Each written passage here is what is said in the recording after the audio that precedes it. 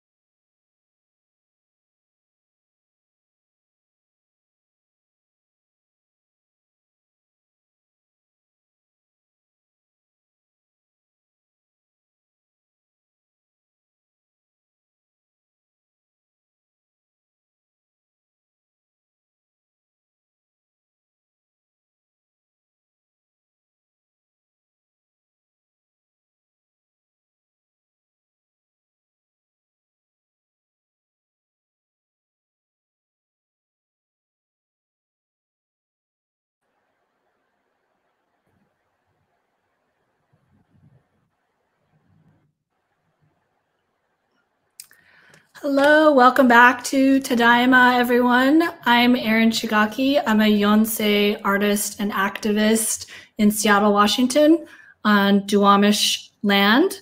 And our programming is occurring during a moment of great uprising and reckoning in this country. And I just want to acknowledge that today is Juneteenth, the day in 1865, which marks the emancipation of Black slaves in the United States. I invite you to reflect on the fact that our work to tell the Japanese American incarceration story is inextricably tied to all liberation work in this country, first and foremost right now, that of our Black siblings. Without further ado, on behalf of the Minidoka Pilgrimage Planning Committee, I am pleased to welcome an ally to this Nikkei community, David Neiwert. David Neiwert is an investigative journalist and author based in Seattle. A fifth-generation Idahoan, he is a staff writer for Daily Cause and a contributor to the Southern Poverty Law Center. The most recent of his 8 books is Alt America, The Rise of the Radical Right in the Age of Trump, 2017.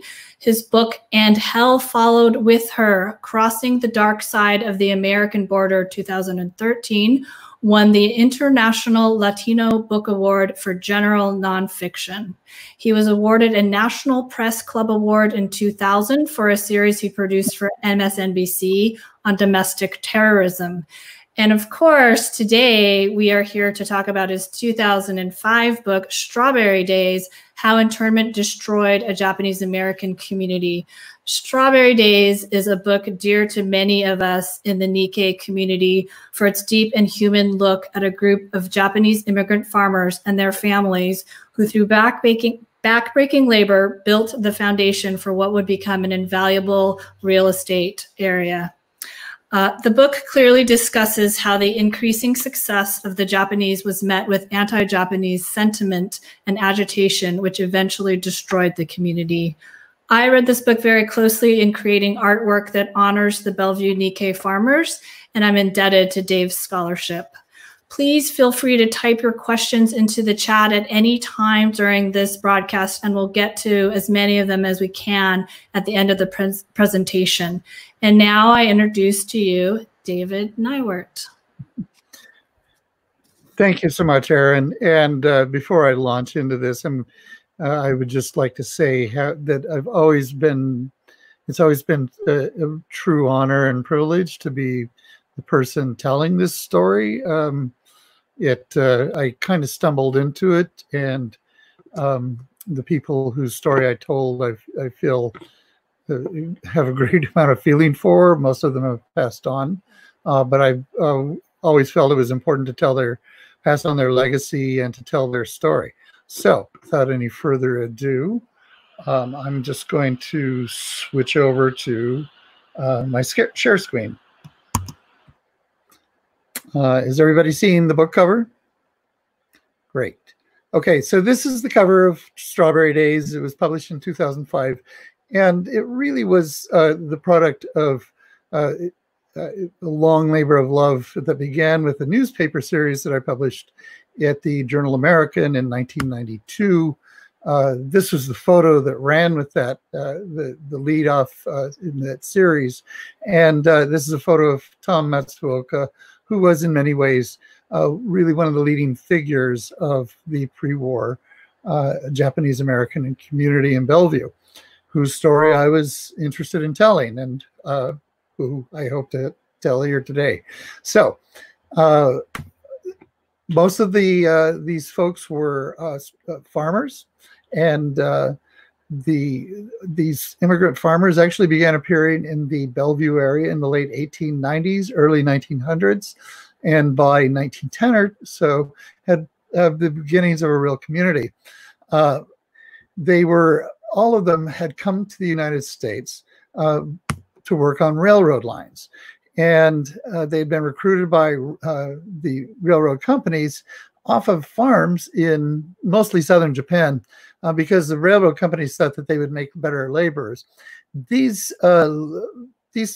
laborers were meant to replace the Chinese laborers who had already disappeared. or been excluded with the Chinese Exclusion Act of 1872. These were rough and ready men, and when they were done doing their railroad work, a lot of them went to work for lumber mills. That would include Tom Matsuoka, whose father was working in one of these mills when Tom arrived in the United States in 1915. And these were these were very hardy guys, but they also, a lot of them were actually, the reason Tom was recruited there was that he was a baseball player. One of the things that was very common in Japan was baseball, because in fact the Japanese culture had adopted baseball as a sort of semi-national sport dating back in the 1870s. And so these timber mills, which all had Japanese laborers, would form these baseball teams and they would compete each other. And Tom was actually hired by his timber mill to because of his skills as a baseball catcher. But most of the people that came over and did this, got off the railroad lines, went into farming. And farming involved clearing the land. In the case of Bellevue, we're talking about large tracts of stump lands with old growth stumps in them. These were removed with horses and mattocks and dynamite, and it was very rugged labor.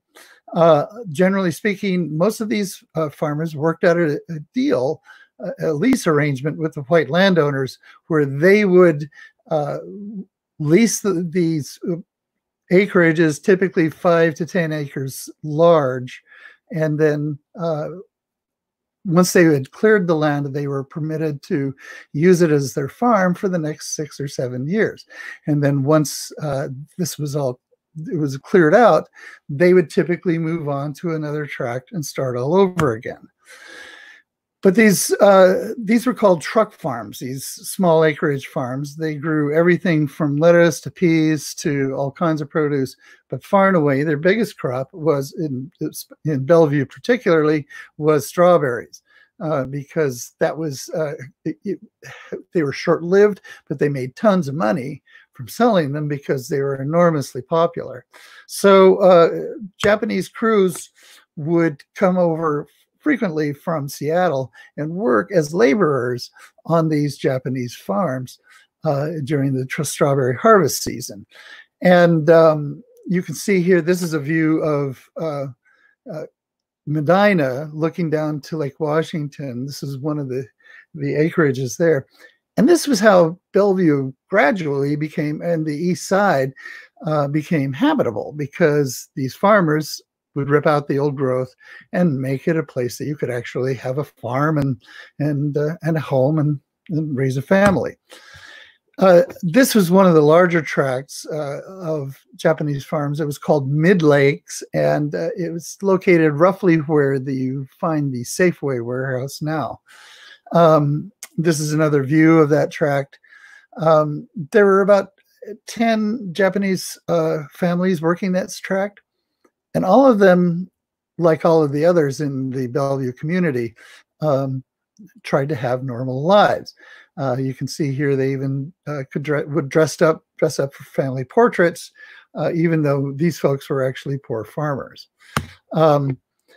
This is Frank Suguro and his wife, and they had a very active family.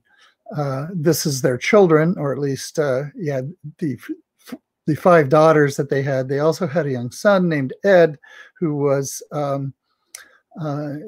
believe, the youngest of the clan. He wound up being one of my main sources. This is a lovely young woman named Mitzi Shiraishi, whose family had a strawberry farm up in the Factoria area.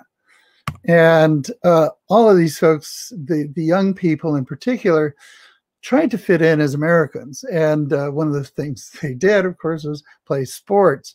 This was the Bellevue High basketball team, or at least not Bellevue High, but this is rather the community basketball team, with all Japanese girls who shocked their Issei parents by wearing rayon stockings while they played basketball. This team, by the way, was coached by Kaz Matsuoka. Here's a portrait of the Bellevue High School, I believe, class of 1926, or no, I'm sorry, 36.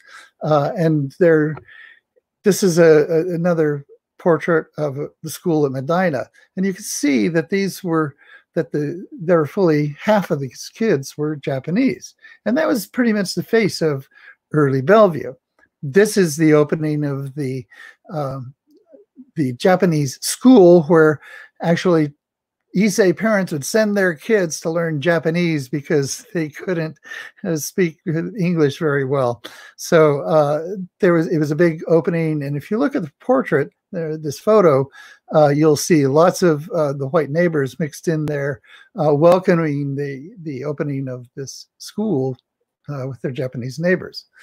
Some neighbors were not so welcoming, though. This was Miller Freeman. He was the commander of the naval militia and a prominent Republican politician who had, in fact, become one of the most powerful men in Washington state beginning in 1908.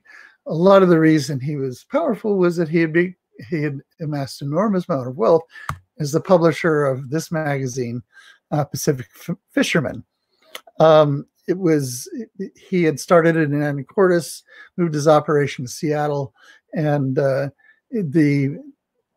magazine sold in the hundreds of thousands, and it was the basis of a whole slate of trade magazines that Freeman was the publisher of, and they made him a very wealthy man.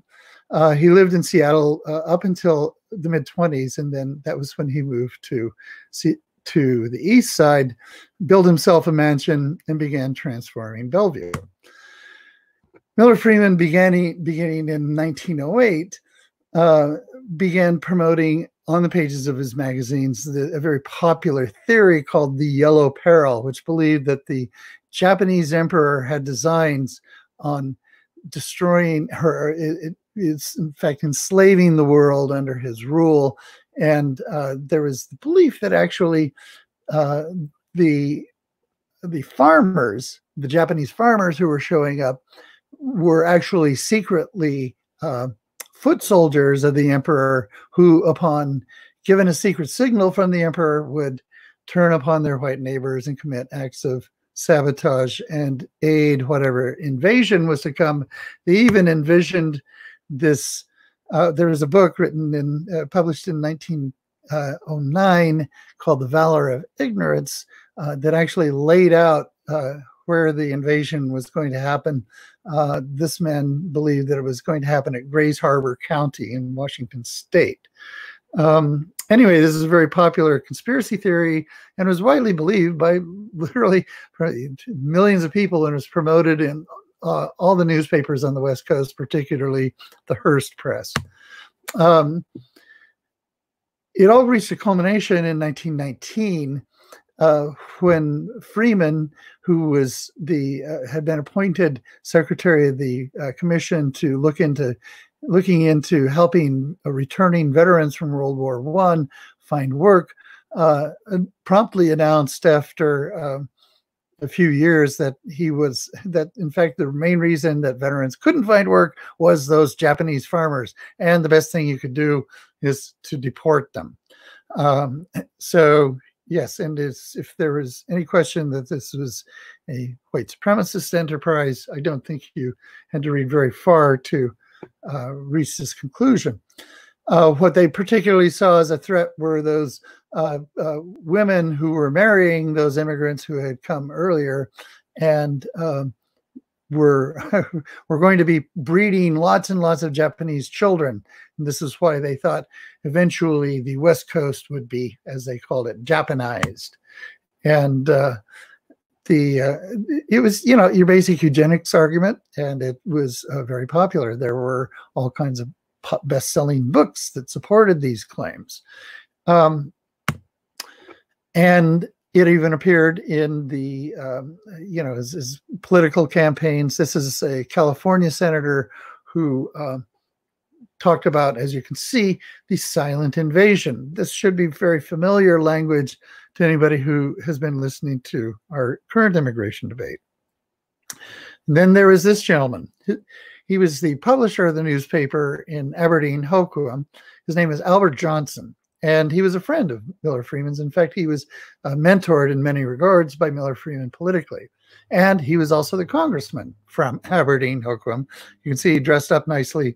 And he was appointed to the, he eventually became chairman of the Committee on Immigration. And in that position, he began pushing a straight line, hardcore anti-Japanese immigration platform that would called for not just alien land laws that would prevent aliens ineligible for citizenship from owning land, but also would eventually deport them. And there was this ongoing debate about whether or not the Japanese would just overtake white people on the West Coast. It became eventually the 1924 Immigration Act, also known as the Asian Exclusion Act, which ended all immigration from Japan.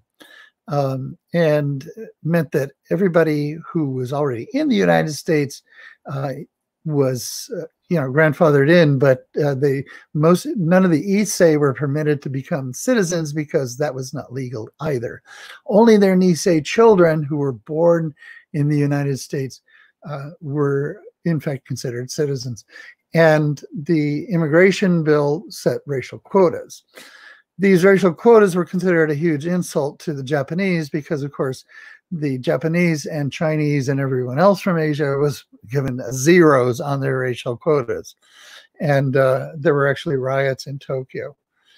And it actually is believed that the passage of that law is believed to be responsible for or have played a major role in the failure of the democracy movement in Japan that was happening at the time, and the ascension of the militarists who took control of the country at that time and eventually took the nation to war in 1941. In the meantime, in Bellevue, things were moving along. Strawberries were extremely popular. There was an annual festival called the Strawberry Festival, and it was a big event. There were people who would come over on the ferry from Seattle in large crowds, thousands of people, and spend their days in Bellevue and then take the ferry back. It was a big thing in the Seattle press, and there were actually strawberry queens. There was a beauty pageant around the Strawberry Festival. Interestingly, none of these strawberry queens or the contestants were ever anything but Caucasian. That didn't really matter because things were prospering. The farmers are really starting to prosper. This is a photo of Tom Matsuoka taken in 1935 with his son's tie and hats outside the Bellevue Vegetable Growers Association warehouse. I believe this warehouse is still standing just north of of Main Street, next to the railroad tracks there in Bellevue. This was where the Japanese farmers would bring all their produce and ship it out on rail cars to the rest of the country because they were no longer just having to take their trucks to Seattle. Their produce was selling so well that they were able to ship it to places like Minneapolis and Chicago. And this was one of the labels that they used. And then, but of course, it's important to know that even though the Bellevue Japanese were prospering, there is definitely another vision of Bellevue coming down the road. This is a map that Miller Freeman had drawn up in the mid-1930s, that he basically his vision for what they could do to make Bellevue a place that people could drive to from Seattle. And in fact, he went to work on making this map a reality. He became one of the chief sponsors and promoters of the Homer Hadley Floating Island Bridge that crossed to Mercer Island. It opened in 1940 to great fanfare, and suddenly Bellevue was no longer the most distant place driving-wise on the lake from Seattle, but was now the closest. This meant that all those farms were suddenly very valuable properties for anybody, for any land developer who wanted to develop this new mode of living called the suburb. Problem was what to do with those Japanese farmers. Well, on December 7th, 1941, the opportunity came. One of the first things that happened, of course, was that Miller Freeman was proclaimed a prophet and a wizard for having bashed the Japanese for the previous 35 years. And people fell in line to listen to him. One of the first things he insisted on was that the Japanese were likely to be engaging in sabotage, and the local press pitched in on this. There were a lot of hysterical stories run in the press that had absolutely no basis in reality, as well as the usual bits of bigotry shown in cartoons and in newspaper ads, as well as newspaper stories telling people that their Japanese neighbors were going to be committing sabotage. And they had congressional hearings on this, one of them in Seattle, and Miller Freeman, of course, was the lead speaker at that hearing because he was of course, president of the Anti-Japanese League of Washington. And his solution was to deport all of them. Now, by this time, in fact, even before the hearing, FDR had already signed into law Executive Order 9066, which basically paved the way and made it possible for the U.S. Army to declare any group of persons excluded from a military area. And this gave the people at the Western Command in San Francisco the opportunity to do what Lieutenant General DeWitt, the leader of that command, had always wanted to do, which was ship out the Japanese. So the first place they went to, in fact, was Bainbridge Island. And Bainbridge was more or less their test case. And so in April, they deported the entire Japanese population of Bainbridge Island, shipped them off to Manzanar down in Southern California, and it was very successful. So within a matter of weeks, evacuation notices went up in Seattle and in Bellevue. In Bellevue, in mid-May, by May 20th, everyone had been evacuated. These folks all got into a train. There were about and headed to Pinedale, California, which is outside of Fresno. That was their first destination. Most of them then were transferred to the so-called relocation center in Tule Lake, California.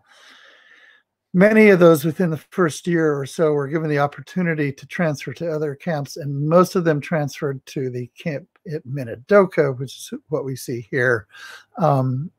Because most of them had very close ties to the Seattle community, and that was where the Seattle community was sent, unlike Tule Lake. Some people got out, though. Tom Matsuoka was one of the people who decided he didn't want his family in the camps.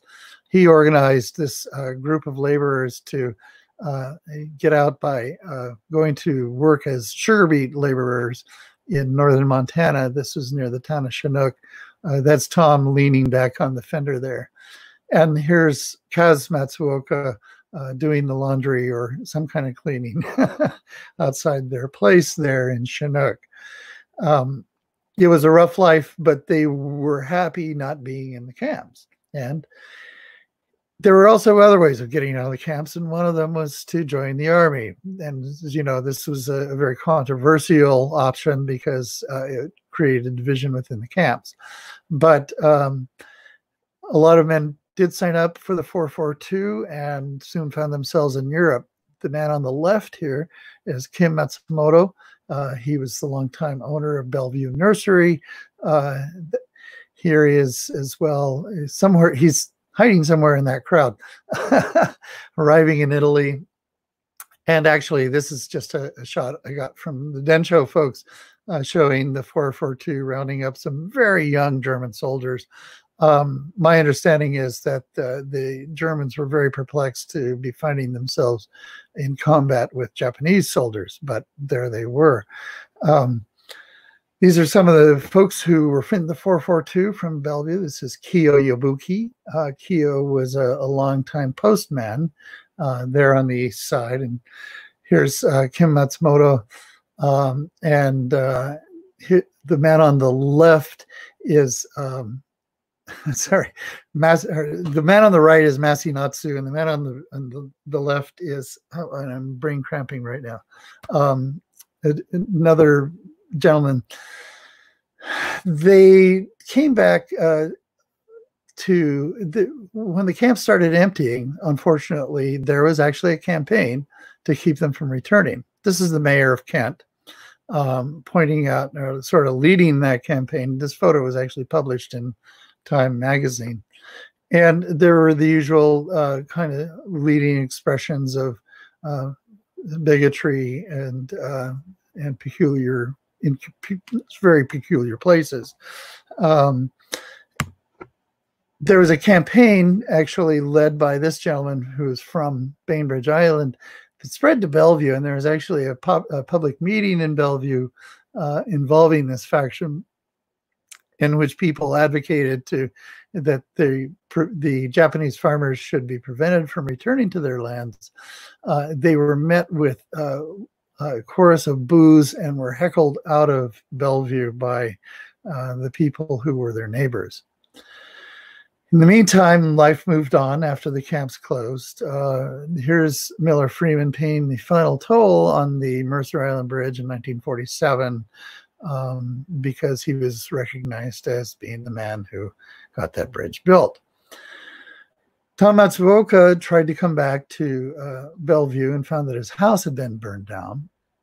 So he wound up moving to Montana, back to Montana, buying a farm there in Chinook, where he remained for most of his years, was Montana Farmer of the Year in 1963, and then finally retired to this little house in Ridgefield to be near his daughter, Ray Takakawa, who was living in Vancouver. He died in 1999, and I'm sorry, oops, let's go back. This gentleman, the man on the left, is Joe Matsuzawa. He was an invaluable source to me. And the man on the right was Akira Aramaki, who gave me some of the liveliest interviews that I had. Mitzi Shiraishi on the left and To Kirataka on the right were both. These are all wonderful folks.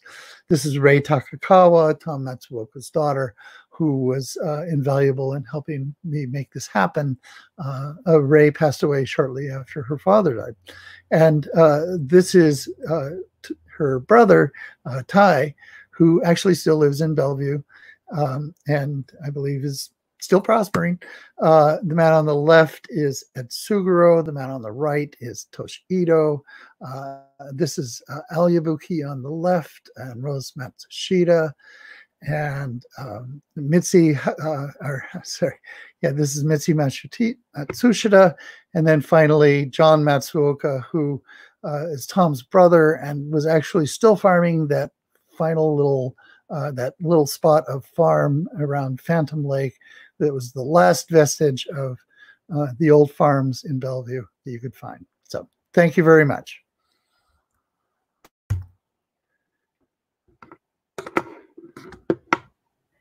Thanks, Dave. That was great. I love seeing all the photos of the Nikkei farmers, sort of in the years that you interviewed them. Very appreciative of your work. I'm going to ask you a question first, and then I think we are getting a couple in the chat. I think this is right. So Strawberry Days came from a series of articles, of award-winning articles that you wrote first. And I just wondered how you first came across the subject at all. I just wondered if you could tell us a little bit more about that. Sure. Well, I grew up in southern Idaho. My parents were from Twin Falls, and when I was a kid, I used to go. We used to go pheasant hunting at the site of the Minidoka camp. So my dad would put me to work as the bird dog, and he'd run me through the ditches. But this was in the early '60s, and by then everything was gone, except of course the old lava rock chimney from the administration building was still standing, but I remembered it. And then when I moved to Kent in 1989 and went to the White River Historical Museum.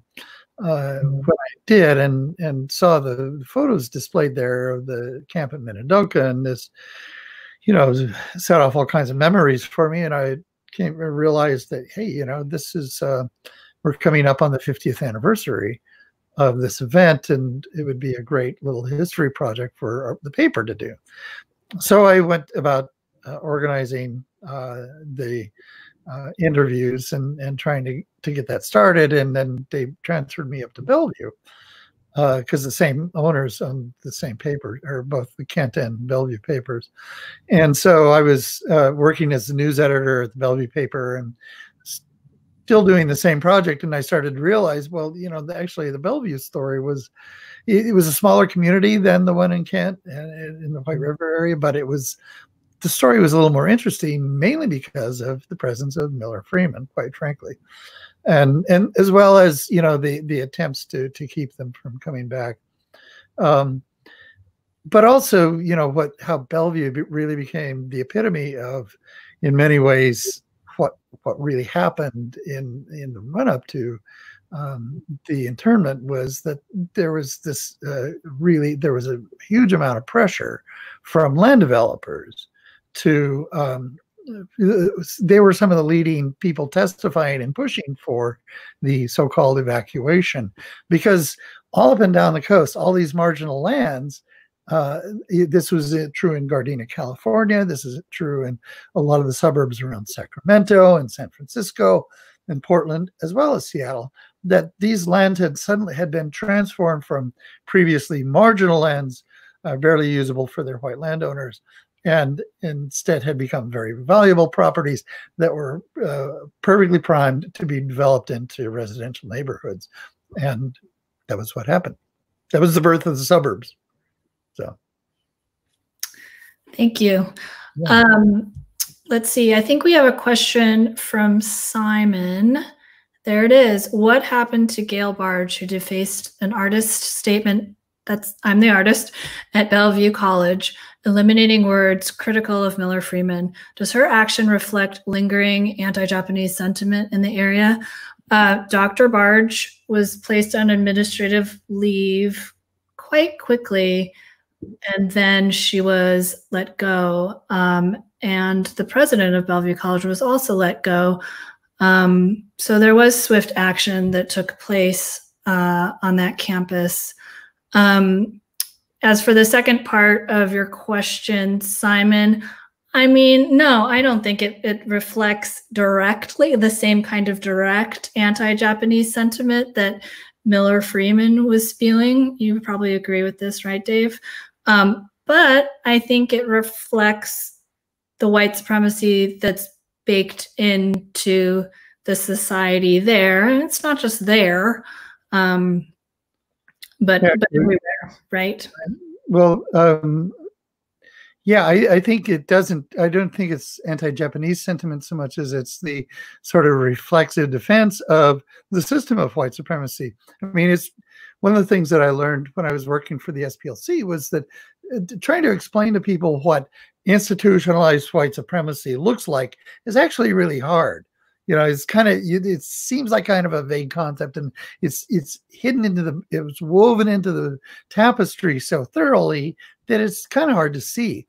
And to me, the story of Miller Freeman is the epitome of institutionalized white supremacy. That was how it worked, was that these founding fathers, these leading fathers, they were the guys that were setting up essentially fundamentally a racial cartel. Mm-hmm. and there's, and once that you have that racial cartel built, then there's just all kinds of, it becomes the power structure. And then people always, from all races, because they're in sort of the position where frequently they have to defend that power structure if they have themselves succeeded within it at all. So, and so this was, to me, definitely a very reflective sort of, oh, we got to protect our founding fathers sort of thing, right? Let's not take down that Confederate monument. Right. Yeah, and I also thought it was interesting in the case of Bellevue College that, you know, this administrator went to these lengths to literally white out facts about Miller Freeman, when the Freeman family seems to have only donated a few $1,000s in the last 5 years. Maybe, I think it's $7,000 or something. So it's more than the exact dollar amount, as Dave was saying. Do we have any other questions, folks out there? Pop another one. You mentioned that a warehouse might still be standing. Are there other buildings in Bellevue from the community that are still there? Yeah, that warehouse is still there. And I believe that a memorial to the Japanese American farmers is in the works. It's been in the works for a few years, several years, a lot of community involvement, including Ed Seguro and the Itos, a lot of the ancestors. Yeah. And I don't exactly know what the state is. I don't think there are many other buildings still standing. Yeah, I don't, you know, I know that like Tokirataka's whole farm was, you know, replaced by those car lots that stand where that farm was. Mm-hmm. And the Peterson Hill tract, which had a lot of Japanese farms on it, is the Bellevue Country Club now. And the yeah, and obviously Mid Lakes is all that it's either the warehouse. Well, you know what's I mean, of course it's bus thing and everything else now, right? That whole zone that was Mid Lakes. So yeah, I don't think there are any buildings standing. The old Japanese school burned down in, I think, 1960 or something like that. So it was right across the street, you know, from Bell Square. So what became Bell Square. Yeah. Do we have any others? Or I can, oh, here's one from Frank. Hi, Frank. Hi, Frank. David, when Strawberry Days was published, did you get any pushback from Kemper Freeman Jr., any retaliation against you or the Journal American? No. I mean, I tried to interview Kemper when I did the original series, and he wouldn't talk to me. It was funny because, I mean, I was good friends with Monty Enbisk, who was the business writer then, and Monty talked to Kemper all the damn time, you know, but Kemper wouldn't give me the time of day. And no, there was never any retaliation. However, it is my understanding, and this is probably, this is a story I would like to look into. It's my understanding that the Miller Freeman archives, which were the source of most of my information on Kemper Freeman, Miller Freeman, at the University of Washington, another historian went to those archives in 2009 and tried to find the same documents that I had, and those documents had been removed. So I think that's a potential issue, and because I can't imagine anybody operating an archive and finding that ethical. So yeah, so there is that. But no, I never had any retaliation. The only thing I know of is that, you know, it was kind of hard to get a book event going in Bellevue for Strawberry Days. But, you know, Barnes & Noble did host me over there, mainly because my old friend Pat, who I worked with at Pat Moore, who I worked with at the Journal American, was working at Barnes & Noble at the time, and she arranged the thing. So, yeah, I didn't have many events in Bellevue, but, you know, I mean, the book was my best-selling book for a long time, and it was a finalist for the Washington State Book Award. So. Great. Here's the second part from Frank. The Freeman family. Oop. Yeah, and how would I characterize it? You know, Frank, I'm not. I don't spend a lot of time in Bellevue now. I live in Ballard, and actually, I'm living most of the time up in Friday Harbor these days. So I can't say that I have a real finger on that pulse. I will say it's pretty obvious that Kemper remains a dominant economic force in the town because he owns so many of those key properties. And I know that he's a very powerful political force in terms of affecting decisions that affect the entire community, including mass transit. He's been a huge he's been a huge source of the pushback on mass transit at a time that I think people in Bellevue could really use it. And the suspicion has always been, of course, that that he's reflexively going back to the old days when people thought mass transit meant people of color moving into your neighborhood. I don't think that's what's in Kemper's mind, but I think it may be sort of a reflexive thing. I don't know. You know, he loves cars. So me, not so much. I don't love cars. So I certainly don't love traffic jams. There's another one for you there, Dave. Oh, it's not actually. So the farm that Bellevue Square itself is built on was owned by a white man who I don't think had ever employed Japanese farmers on it. He bought it from him, and in 1928, I think he bought that property, and he and Kemper Sr. And no, I don't think that, but right across the street in what is Lincoln Square and some of those surrounding properties that I know that he has, a lot of those were Japanese farms. We did publish a little graphic of what we were, as far as we were able to tell, from some of the maps that were there, where some of those farms are located. And they were in the area right around Bell Square, but I don't think Bell Square itself actually was a Japanese farm. Mm-hmm. Thanks. Yeah, maybe we'll publish that graphic on the Tadaima site. I think it's fascinating. I have a question for you.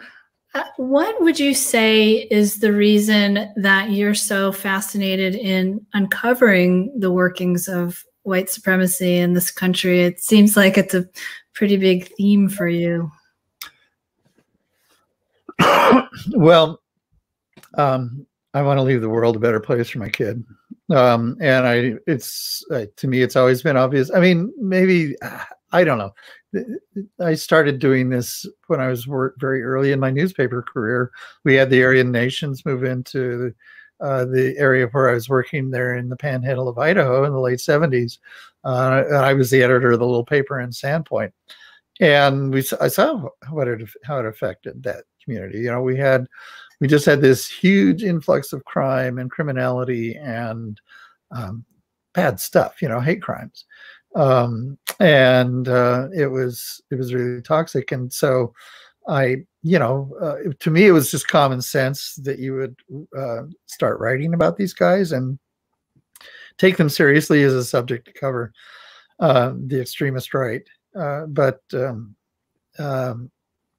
I think, people thought I was kind of on a quirky obsession for a long time, but it was just that I've always seen the kind of toxins that they produce even within just the white communities. I mean, they're always the most paranoid, suspicious people. They're always spreading false information. They're always eventually breaking down and committing violent crimes. And this is just part of the story with right-wing extremism. And this is why I've always tried to cover it. But eventually, of course, if you deal with enough victims of these hate crimes and victims of this system of white supremacy, if you're a human at all, I think you have to your heart starts to feel something different than what I think. I think there's a lot of white folks who are very defensive about this stuff. And I've always been of the belief that I don't think it's going to heal until we, rip that scab off and get the pus out, and the only way we're going to do that is by looking at it and dealing with it honestly and truthfully, and with humility. I think there's a lot that white folks have done, and I understand myself that I whatever wealth I have is on the backs of people, forefathers who did not always behave honorably, and there isn't anything I can do about that. Now, what happened back then, now I can't go back and fix that. But what I can fix is what's going on now. What I can make a difference in is making things better now. And I think that's actually incumbent on every white person. White supremacy isn't going to go away without white people taking it seriously and getting rid of it. So. Very well said. Thank you. Yeah. Let's see. I don't think we have anything else going on in the chat. So unless you have any other final parting words, although I thought that was very powerful final words for our time, Dave. So. Yeah, well, white supremacy is a white people problem, and we're the ones who got to fix it. I've always felt that. I've always felt it was a little outrageous that most white folks are content to sit back and let the victims, black folks and Jews and everyone else, the victims of this system, suffer the consequences and expect them to try to fix it. And we're the ones who have to fix it. We made it. We gotta take it down. That's the way it goes. So. Thank you so much. Thanks for your time, Dave. And yeah, hopefully the book will come back into print. It's not in print. Nice. It's available. It's at all the local libraries. I understand there was a time when it wasn't. Of course, you can buy it for your Kindle. Yeah. I believe if there are a lot of Kindle sales, because I don't think Palgrave never notified me that it was officially out of print, which means that they reserve the option of putting it back in print if it starts selling well again. So hopefully, maybe the numbers we've seen this past year, thanks to the Bellevue College incident, will actually get it back in print. So. Yes, indeed. Great. All right. Thanks. Well, I look forward to having a coffee with you in person. Likewise. Yeah. And thanks, everybody. I think there's another piece of live programming coming on at 6 o'clock Pacific time. So hopefully you all will stay tuned. Thanks very much. Bye-bye.